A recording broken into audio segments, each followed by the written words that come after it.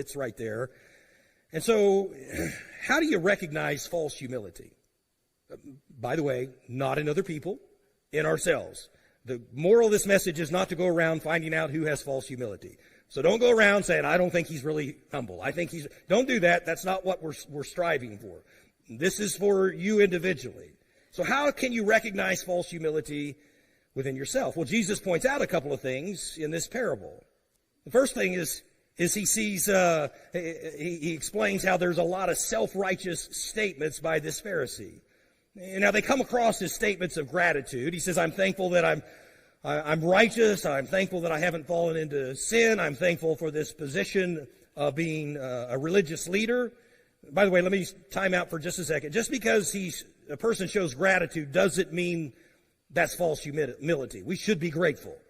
But usually when somebody is being grateful and then they add some of this self-righteous statements onto it, that's when you begin to see the false humility. In other words, there's this righteous attitude along with these other statements, because he goes into, and I am really glad I'm not like that guy. So you start seeing this comparison when you begin to compare yourself in your statements of gratitude to somebody you consider to be less than.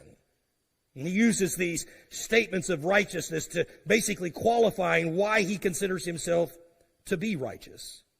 And so he says this, God, I'm thankful that I can do all of these things because of what I've done. So there's a kind of a red flag to be able to understand whether or not you have false humility.